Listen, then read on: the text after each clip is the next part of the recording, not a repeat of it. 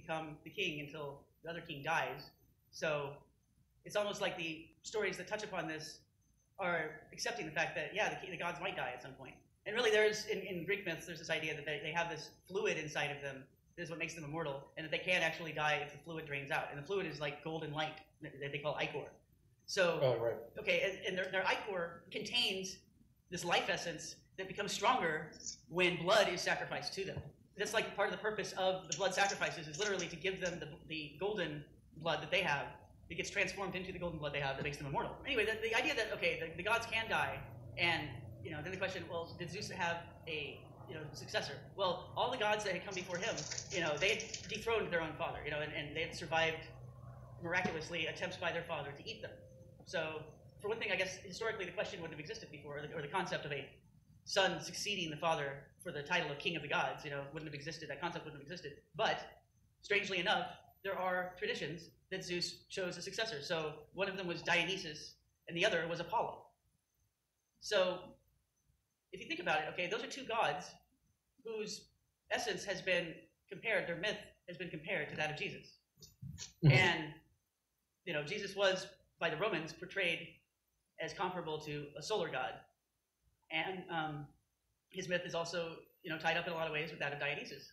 So it's almost like with the retention of these traditions that Apollo or Dionysus might have succeeded Zeus, is the idea that Jesus, actually did take over that role. And do you remember, if you've gone through this, or not gone through personally, have you read through this ritual called Equinox of the Gods that the OTO does? No, but I've heard of it. So it's like a musical chairs thing where they're, the gods, the archons, all have their seat, and then they change seats, and they go through a ritual of killing the one that's like the top god. And so the one that's portrayed as being put out of office and put out of his chair is Jesus, but he's in the seat of the archon Saturn. So they're comparing Jesus and Saturn there and throwing him out of his seat and putting Horus in there instead for the new Aeon. So right.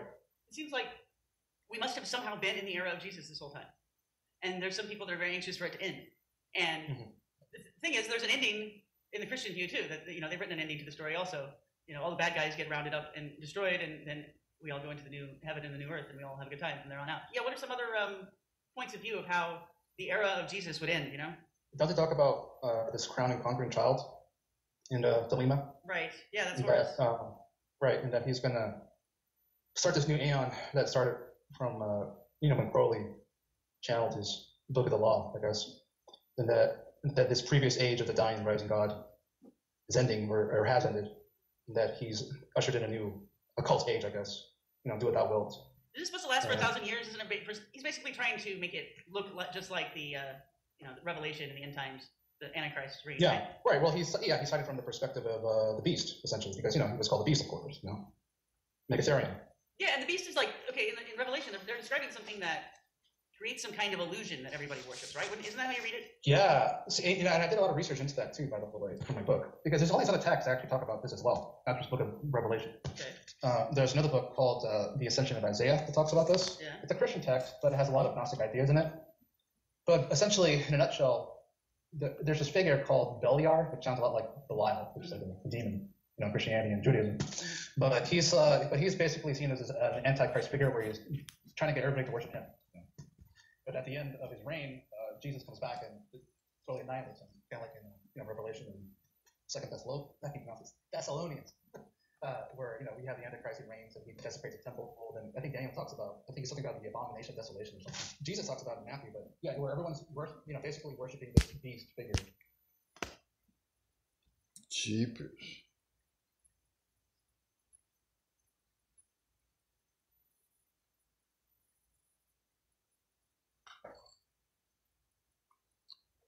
Whose guide will survive to see her end? Whose guide will survive to see her end? Yes.